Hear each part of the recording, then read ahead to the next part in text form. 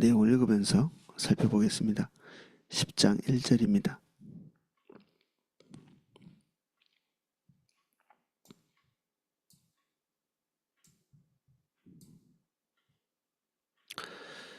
이에 내가 보니 그룹들 머리 위에 궁창에 남보석 같은 것이 나타났는데 그들 위에 보좌의 형상이 있는 것 같더라.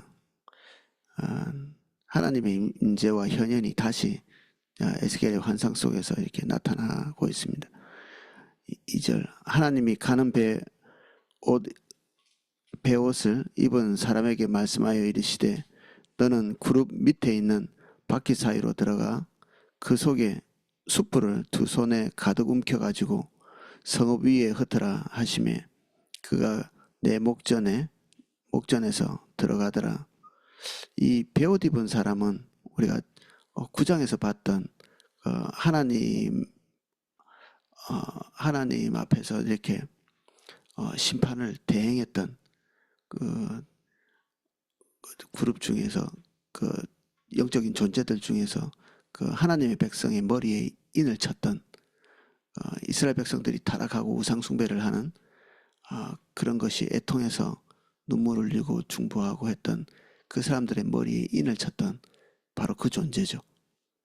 예, 그 존재가 그 일을 하고 또 여기에 하나님께서 그 바퀴 사이에 이 숯불을 가지고 이스라엘 위에 이렇게 쏟아놓는 이제 두 번째 과업을 이렇게 실행하고 있습니다.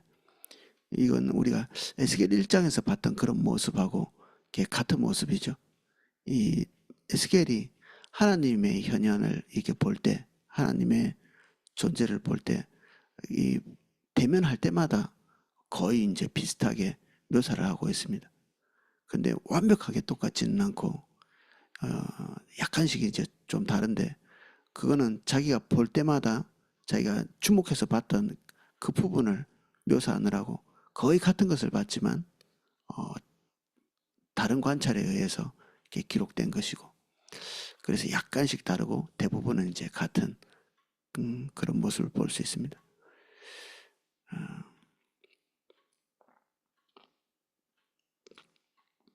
지금 그 에스겔의 그 목전, 에스겔의 눈앞에서 지금 펼쳐지고 있는 그런 일들이죠.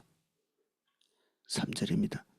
그 사람이 들어갈 때 그룹들은 성전 오른쪽에 서 있고 그룹은 뜰 안에 가득하며 지금 이 사건이 일어나고 있는 장소는 에스겔이 서 있는 바벨론이 아니라 성전 근처죠. 이 이스라엘의 마지막 사람들이 남아있고 아직도 성전은 거기 있는 상태입니다. 4절입니다. 여호와의 영광이 그룹에서 올라와 성전 문지방에 이르니 구름이 성전에 가득하며 여호와의 영화로운 광채가 뜰에 가득하였고 그룹의 날개 소리는 바깥들까지 들리는데 전능하신 하나님이 말씀하시는 음성 같더라. 하나님이 가는 베옷 입은 자에게 명령하시기를 바퀴 사이 곧 그룹 사이에서 불을 가져다가 가라 하셨으므로 그가 들어가 바퀴 옆에 서매 그 그룹이 그룹들 사이에서 손을 내밀어 그 그룹들 사이에 있는 불을 집어 가는 베옷을 입은 자의 손에 주매 그가 받아가지고 가는데 이 숯불은 이스라엘 백성 위에 쏟아 부을 하나님의 어떤 심판, 진노죠.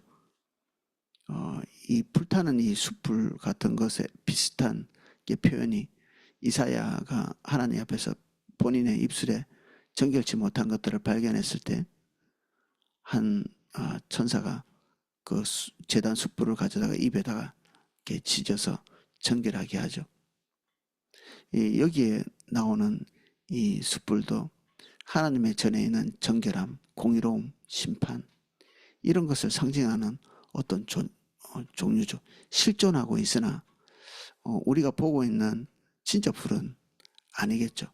그보다 더 본질적이고 더 근원적인 하나님의 존재에서 이렇게 불타고 있는 어떤 것이 이제 이 베옷 입은 사람에게 주어지죠. 그래서 그는 그 베옷 입은 사람이 그 숯불을 들고 하나님께서 행하라고 하신 일들을 하는, 그래서 이 땅 위에서 일어나는 모든 일들이 그 근원과 출처가 어디냐? 하나님의 보좌죠. 지금 여기 바퀴라고 표현하고 있는 우리 자동차 바퀴처럼 그렇지는 않겠죠. 뭔가가 그 에스겔이 볼 때 회전하고 있는, 뭔가 신속하게 하나님의 보좌를 움직이고 있는 그 어떤 존재.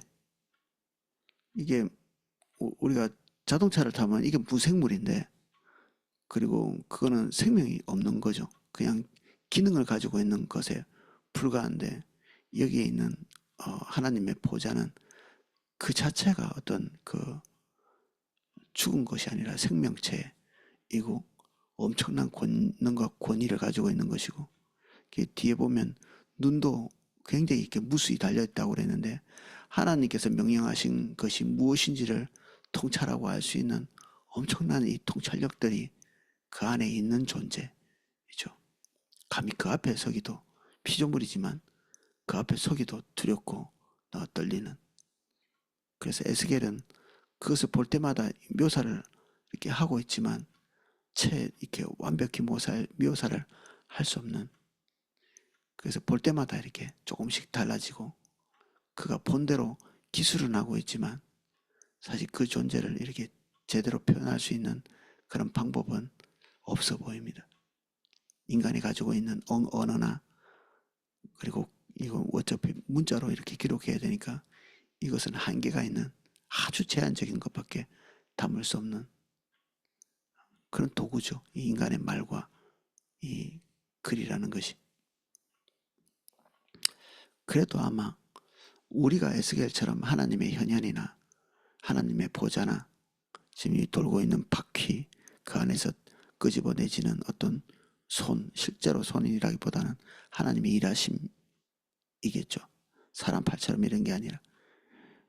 그리고 그 하나님의 불타는 거룩함, 이런 것들을 보면 우리도 에스겔처럼 이렇게 기록할 수밖에 없을 것입니다. 제가 예전에 하나님의 현현을 목격했던 8살짜리 아이의 그 어떤 간증 비슷한 것, 아버지가 썼죠. 당연히 아기가 예수님을 대면한 거죠. 근데 거기에 있는 묘사한 것들이 보면 아기들이 표현할 수 있는 한계치를 딱 가지고 있지만, 아버지가 볼 때는 전체가 이제 성경에서 기록하고 있는 하나님의 현현의 모습과 일치되는, 그게 참 재밌기는 하던데, 결국에는 우리가 하나님에 대해서 묘사할 때 우리가 가지고 있는 지성, 경험치, 한계, 뭔가를 봐도 그 정도까지 표현할 수 있는 거죠. 에스겔은 그나마 본인이 표현할 수 있는 최선의 것을 표현하고 있고, 그러나 지금 하나님의 현현이 그 눈앞에 나타났다. 그렇게 이게 계시되어진 거죠. 에스겔이 볼 수 있도록. 이것 자체가 에스겔이 지금 너무나 중대한 하나님의 현현을 보면서 목격하면서 예언해야 될 중대한 사안들을 지금 마주대하고 있다.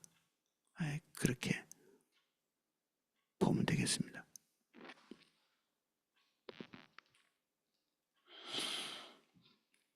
8절입니다. 그룹들의 날개 밑에 사람의 손 같은 것들이 나타나더라. 그룹의 날개 아래에 있는 어떤 손 같은 것들이 이 베옷 입은 사람에게 이 숯불을 이렇게 넘겨주는 그런 장면입니다. 내가 보니 그룹들 곁에 4바퀴가 있는데, 이 그룹 곁에도 한 바퀴가 있고 저 그룹 곁에도 한 바퀴가 있으며, 그 바퀴 모양 같은 것은 황옥 같으며, 이 한 그룹 아래 바퀴같이 뭔가 이렇게 도는, 이게 불의 모습같이 그렇든지 어쨌든 정지해 있지는 않은 어떤 것을 묘사하고 있는데, 이게 넷인데 내인격체죠. 이렇게 내인격체 밑에 4개의 바퀴처럼 보이는 것들이 있는데, 이 내인격체가 하나님의 일을 할 때는 일사불란하게 한 방향으로 움직이는 거 우리 1장에서 이렇게 보게 되었습니다. 서로 대치하지 않고, 그리고 서로 다른 방향을 보고 있는, 사방에 있는 모든 것들을 완전히 통찰할 수 있는 그런 존재. 그렇지만 혼자서는 다 할 수 없어서 그것도 내 존재가 다시 깊이 연합하면서 이 일을 행하고 있죠. 그런데 이 내 존재가, 이 에스겔이 보여지는 이 뚜렷하게 다른 특징을 가지고 있는 내 존재가 하나님의 일을 할 때는 조금도 이렇게 충돌하거나 대립하거나 나누어지거나 하는 모습을 보이지 않죠. 하나님께서 결정하시고 마음먹으신 모든 것들을 즉각적으로 통찰하고 즉각적으로 순종하고 실행하고 움직이는 그런 모습을 볼 수 있죠. 하나님의 현현이 가까울수록 우리는 순종할 수밖에 없는 부분들이 있죠. 순종이 어렵다면 하나님의 존재가 우리에게 먼 것입니다. 도대체 그 순종이 의미하는 바가 뭐고, 하나님이 말씀하시는 의도가 뭐고, 말씀하시는 그분이 누구고, 이런 것에 대한 통찰이 없는 거죠. 눈이 없는 것입니다. 이 생물은 무수히 많은 눈이 있어서 그것들을 하는데 그것들을 보지 못하고 눈이 감긴 상태고, 그러면 우리 라오디게아 교회처럼 정말 안약을 사서 눈에 발라서 포기하라 이렇게 얘기했는데 그렇게 해야 되는 거죠. 못 보고 모르고 그리고 알지 못하고 통찰하지 못하기 때문에 하나님이 우리에게 말씀하시는 말씀의 무게를 알지 못하고 하나님으로부터 오는 말씀의 완전성을 이해하지 못하기 때문에 우리의 견해를 가지고 미적거리고 있는 거죠. 무지의 소치입니다. 무지. 영적 무지.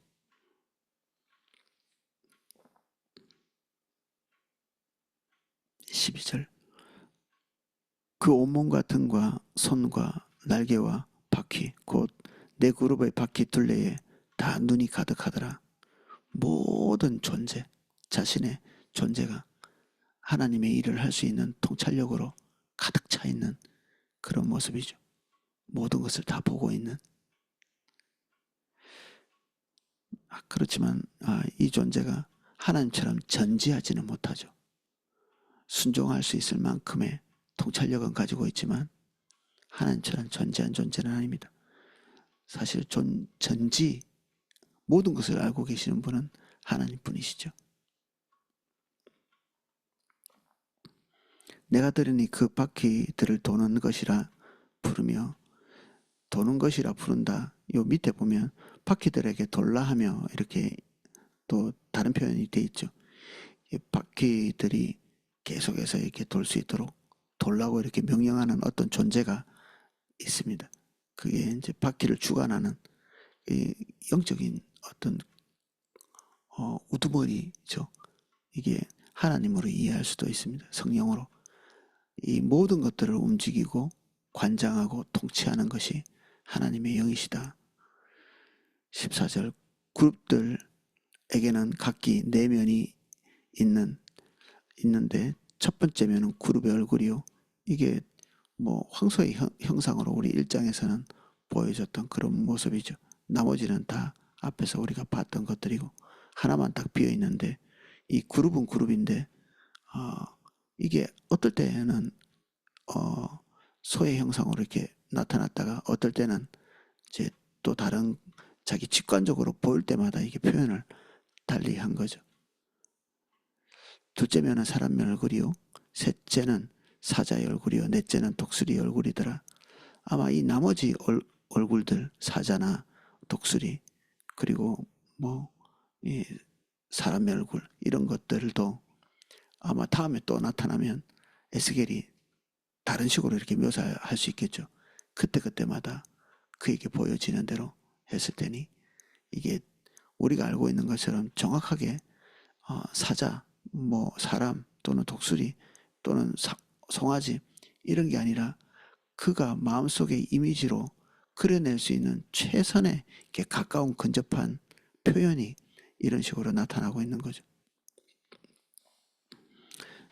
15절 그룹들이 올라가니 그들은 내가 그발강 강가에서 보던 생물이라, 그러니까 1장에서 봤던 것과 같은 존재입니다. 그룹들이 나아갈 때는 바퀴도 그 곁에서 나아가고, 그룹들이 날개를 들고 땅에서 올라가려 할 때에도 바퀴가 그 곁을 떠나지 아니하며, 그들이 서면 이들도 서고 그들이 올라가면 이들도 함께 가니 이는 바퀴의 영이 바퀴 가운데에 있음이더라. 18절입니다. 여호와의 영광이 성전 문지방을 떠나 그룹들 위에 머무니, 이게 짧은 한 구절이지만 이스라엘 백성들에게는 대재앙이죠.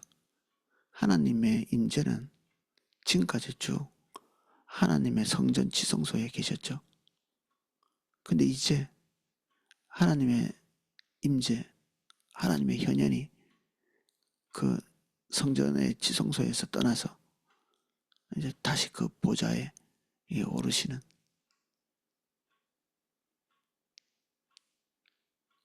하나님이 떠난 성전은 성전이 아니고 하나님이 계시지 않는 하나님의 백성은 하나님의 백성이 아니죠. 이 18절은 우리가 궁극적 심판입니다. 궁극적 심판. 우리 삶에 재앙이 닥치는 이런 것들이 궁극적 심판이 아니라 하나님이 당신의 백성을 떠나는 것, 이걸 보여주고 계신다. 이때까지 아마 상상도 할 수 없는 이스라엘 백성들 입장에서는 하나님의 현현이 떠난다. 그리고 우리 그리스도인들에게 이런 일이 만약에 일어난다면 이거는 우리 그리스도인들에게는 대재앙이죠.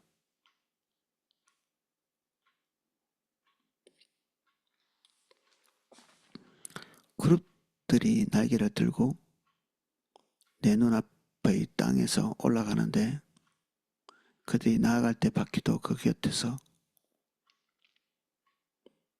함께하더라. 그들이 여호와의 전으로 들어가는 동문에 머물고 이스라엘 하나님의 영광이 그 위에 덮였더라. 그것은 내가 그발강 강가에서 보던 이스라엘의 하나님 아래에 있던 생물이라. 그들이 그룹인 줄 내가 아니라 각기 내 얼굴과 내 날개가 있으며 날개 밑에는 사람의 손의 형상이 있으니 그 얼굴의 형상은 내가 그발강 강가에서 보던 얼굴이며 그 모양과 그 몸도 그러하며 각기 곧게 앞으로 나아가더라. 이제 하나님은 하나님의 원래 계시던 자리, 그 하나님의 보좌죠. 그 자리로 다시 돌아가시는, 그 말은 이스라엘 백성들을 버렸다는 얘기입니다. 더 이상 하나님의 현현이 그들과 함께하지 않은, 이제 온 열방이 이 성전에 와서 하나님을 대면하고 하나님께 예배할 수 있었던 이스라엘 안에 있던 이 성전이 더 이상 의미를 잃어버렸죠. 하나님이 안 계신데 거기 가도 하나님 만날 수 없습니다. 이제 이 성전에서 하나님을 만날 수 없다는 것은 이스라엘 백성들이 가지고 있었던 하나님으로부터 수여졌던 모든 비전도 다 박탈당한 거죠. 끝입니다. 끝.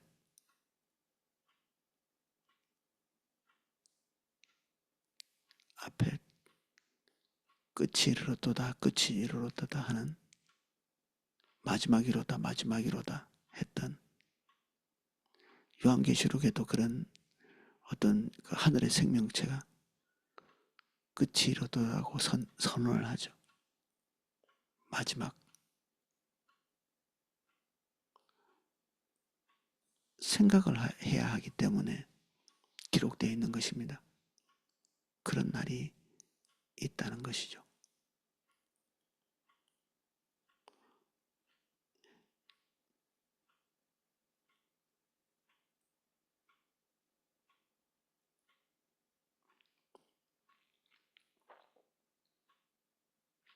우리 눈이 이것을 보지 못하면 결국 이런 일이 우리 속에서 발생하게 됩니다. 하나님의 임재가 거쳐지고, 그리고 교회에서 하나님의 임재가 거쳐지는 일들도 있죠. 더 이상 하나님의 성령께서 교회를 주도하시지 않는 그런 경우, 우리가 맨날 듣는 그 내용, 인본주의라는 게 얼마나 무서우냐면 하나님의 현현이 없는데 하나님의 현현이 있는 것처럼 행동하는 거죠. 하나님의 통치가 없는데 마치 하나님의 통치가 있는 것처럼 교회를 잘 굴리는 겁니다. 이렇게 교회를 굴린다. 교회는 인간이 이렇게 운영하는 게 아니잖아요. 하나님께서 주도해 나가시고 모든 성도들은 하나님께서 말씀하시는 것을 듣고 그 결정대로 나아가는, 근데 그 결정이 아니고 인간들이 자기의 지혜를 모아서 뭔가를 이 교회라고 하는 이 공동체를 꾸려간다. 그러면 그것은 에클레시아, 하나님의 교회, 예수 그리스도께서 머리 되시고 그리고 몸된 그런 교회는 아니거든요. 겉으로 볼 때는 달라진 게 아무것도 없지만 하늘과 땅만큼 다른 존재가 되는 거죠.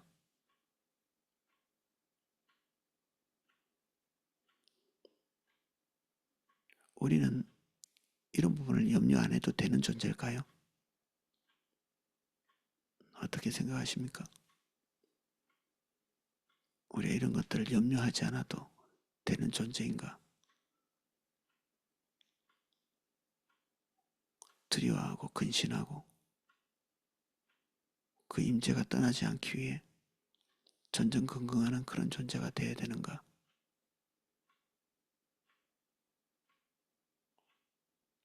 우리는 이 10장에서 하나님이 주권자이심을 다시 볼 수밖에 없습니다. 그분은 어떤 법칙에 매여 계시지 아니하고 한번 우리 속에 와 계시기 때문에 영원히 떠나지 않는 그런 존재가 아니라 그분은 주권자이시며 자기 결정권이 있으신 분이시고 그분이 결정해서 떠나고 다시 임재하시고 하는 것은 이스라엘이나 우리에게 달려있는 것이 아니라 하나님 본인에게 달려있는 거죠. 그분의 신실하심이 오늘까지 우리가 하나님의 사람으로 머물러 있을 수 있도록 하셨지만 우리는 항상 깨어 있어야 되죠. 우리가 이스라엘 백성들이 처한 이 처지 속에 동일하게 들어갈 수 있거든요.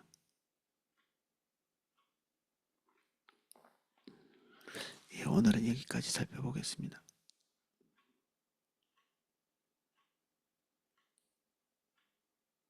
누가 하나님의 임재를 장담할 수 있겠습니까? 궁극적인 버림이 아니라 할지라도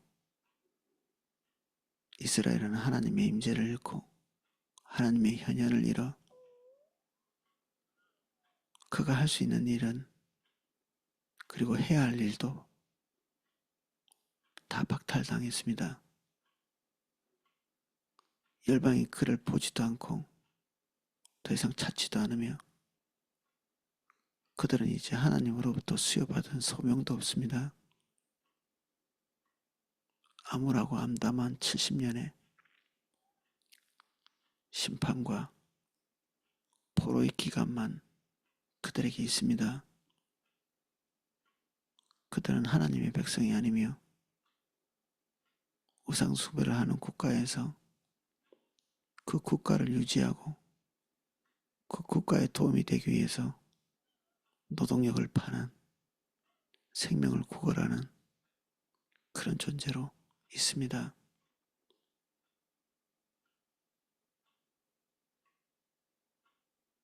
우리에게 동일한 일이 찾아올까 두렵습니다. 저희들이 하나님의 임재가 떠난 그리스도인이 되지 않게 은혜를 주십시오. 우리의 걸음걸음 이 하늘의 생명처럼 주의 말씀이 즉각적으로 임하며 실행이 되는 저희 포도나무 교회를 예수님 이름 축복합니다. 각자 다르고 완벽히 다른 1000명이 넘는 사람들이 모여 있지만 이 하늘의 존재같이 하나님의 뜻에 일사불란하게 하시고 완전한 일치체같이 한 몸같이 주의 뜻을 따라갈 수 있도록 은혜를 베풀어 주십시오. 우리가 나누어져 있다면 정상적인 것이 아닙니다. 뜻을 같이 하지 못한다면 우리는 어디에 있는지 다시 살필 수 있도록 도와주십시오. 교회가 가는 방향에 우리의 삶이 같은 방향으로 놓여 있지 않다면 주님, 우리가 지금 어디에 떨어져 있는지를 보게 해주십시오.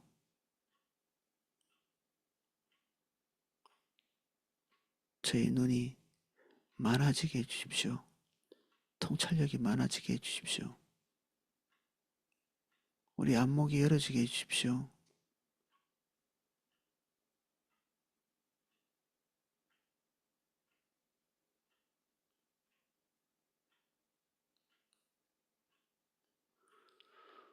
이 시간도 우리가 주님 대면합니다.